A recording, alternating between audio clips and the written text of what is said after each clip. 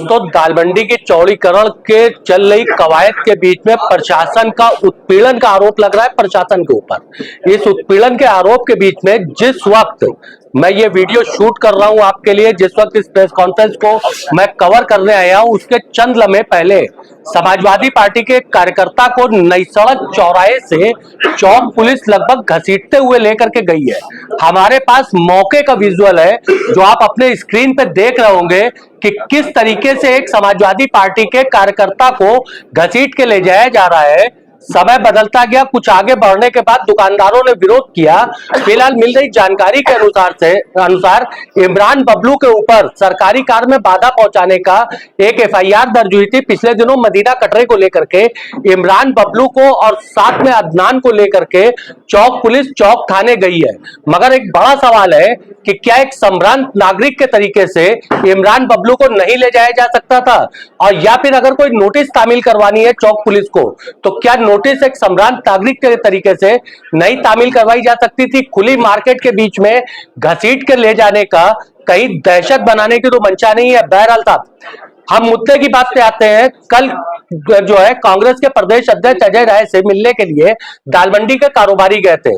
प्रदेश अध्यक्ष अजय राय ने इस चीज का आश्वासन दिया था कि हम अपने अधिवक्ताओं की टीम आपके जो है मदद के लिए भेजेंगे। अधिवक्ताओं की टीम आज आई, दालमंडी के दुकानदारों को, किराएदारों को, मकान मालिकों से उनसे मुलाकात किया, पूरी समस्या जानी। अब आगे के नजरिए के बारे में उन्हीं से बात करते हैं। वकील साहब, दालमंडी में चौड़ीकरण की कवायद चल रही है। एक विकास की गंगा आकर के नई सड़क पे रुकी थी, दालमंडी चौड़ी हो जाएगी तभी गुजरेगी।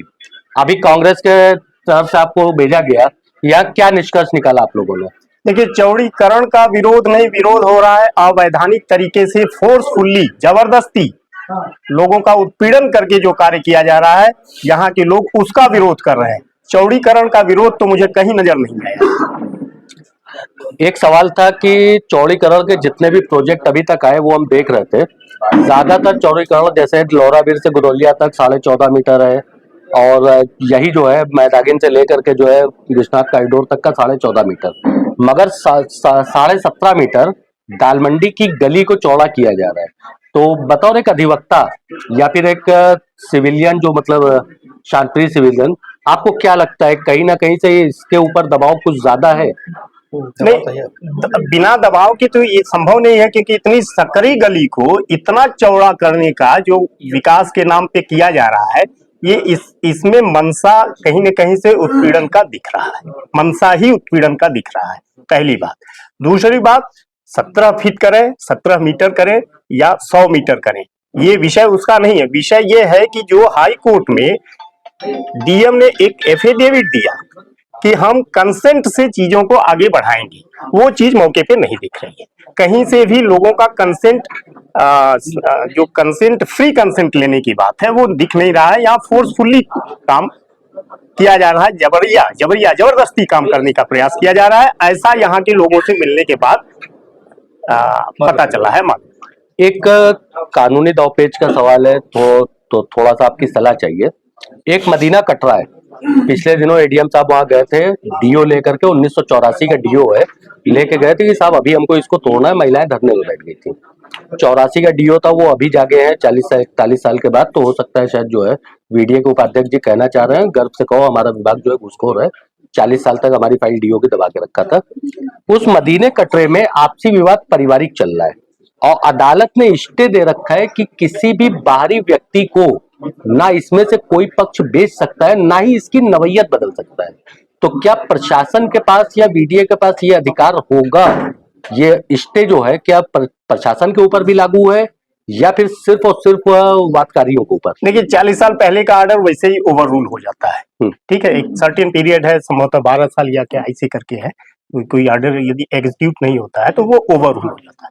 तो वो ऑर्डर तो स्वतः खत्म हो गया है। उस ऑर्डर के अनुसार आगे बढ़ने पर वह इलीगल माना जाएगा। पहले ही इनका मकान इलीगल है या नहीं है, उनका एक्शन इलीगल हो जाएगा। तो इसके लिए कोर्ट ही राहत का विषय है। नहीं, राहत का हम वो स्टे के बारे में पूछना चाह रहे हैं। वादकारी 3 भाई है उसमें, वादकारी वो आपस में जी। अदालत ने स्टे दिया है कि न भवन की नवैयत बदली जा सकती है और ना ही कोई पक्ष किसी बाहरी व्यक्ति को बेच सकता है। हाँ, तो कोर्ट ऑफ क्या ये कंटेम्प्ट होगा, स्टे, नवैयत बदलने पे कोर्ट ऑफ क्या कंटेम्प्ट हो ये जाएगा। स्टे प्रशासन के ऊपर भी लागू होगा कि सिर्फ अधिकारियों को? नहीं, पूरी जब किसी प्रॉपर्टी के नवैयत को चेंज करने की बात होती है तो वो ओवरऑल सबके ऊपर लागू होता है, वो इंडिविजुअल हो या एडमिनिस्ट्रेशन हो, प्रशासन हो, सबके ऊपर ये लागू होगा, सब पे लागू होगा। सब पर लागू।